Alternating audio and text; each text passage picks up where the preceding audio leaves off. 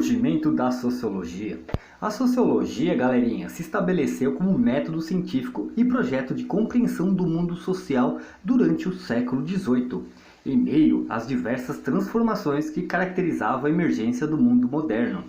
O saber sociológico é resultado dos fatores sociais e históricos que foram constituindo ao longo do tempo, possibilitando a circulação de novas ideias, a modificação estrutural da sociedade, a elaboração de uma nova forma de pensar a realidade social.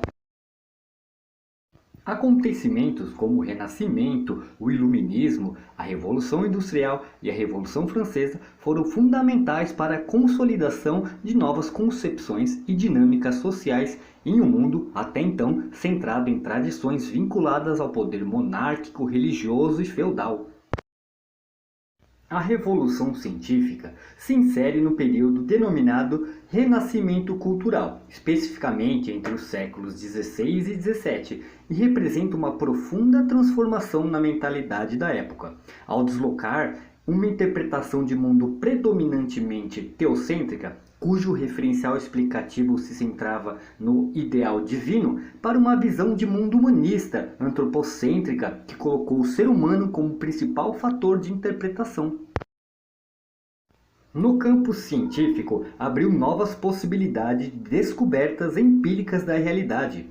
Tal proposta se fazia possível com base na razão como fator explicativo do mundo, caracterizando uma forma de pensamento bastante distinta daquela concebida durante o período medieval. Os principais expoentes da Revolução Científica vocês já conhecem: Nicolau Copérnico, Galileu Galilei, Isaac Newton, Montesquieu, Locke, Kant, Adam Smith, Francis Bacon, Hobbes. O empreendimento renascentista desembocou posteriormente no Iluminismo, movimento intelectual, cultural e político que tinha como objetivo de compreender e organizar a sociedade com base na razão e na ciência. O Iluminismo seria justamente a emancipação do homem de sua minoridade, ou seja, de sua incapacidade de pensar livremente em relação às autoridades superiores.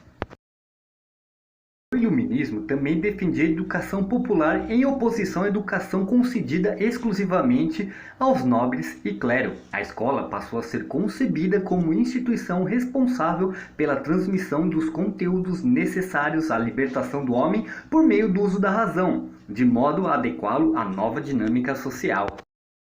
O movimento iluminista teve forte influência durante a Inconfidência Mineira, no ano de 1789. Saca só, ideias iluministas diretamente em terras brazucas.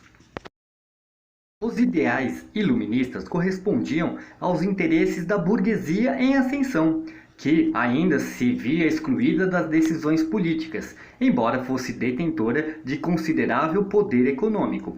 Por esse motivo, os iluministas defendiam o princípio da igualdade e o liberalismo econômico como ideias essenciais à nova sociedade que se projetava.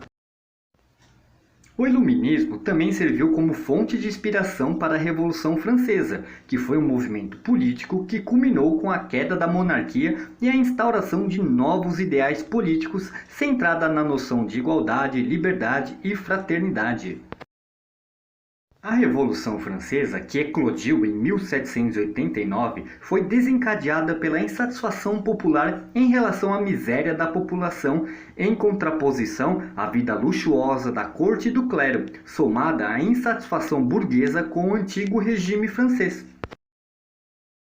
Ainda no ano de 1789, foi redigida a Declaração dos Direitos do Homem e do Cidadão, a qual marcou o fim do regime antigo e expressão que define o sistema político e social que vigorou na França até o final do século XVIII. A Revolução representou um grave abalo ao poder real e aristocrático e desestruturou as relações tradicionais de poder na Europa. Tal movimento político permitiu a ascensão da burguesia, que reivindicava a extinção dos privilégios hereditários da nobreza e do clero, e assim como liberdade de produção e comércio. A Revolução Industrial. A burguesia em ascensão, por sua vez, foi responsável por uma das mais intensas e rápidas transformações da história. que teve início lá na segunda metade do século XVIII, na Inglaterra, e designa o conjunto de transformações que alteraram as relações de produções, sendo marcado pela substituição da produção artesanal e manufatureira pela produção mecanizada e industrial. Além das mudanças econômicas, novos fenômenos sociais aconteceram, como o reordenamento da sociedade rural, a abolição sistemática da servidão, a migração da população rural para os grandes centros urbanos e também o desenvolvimento de duas classes sociais, o proletário e a burguesia.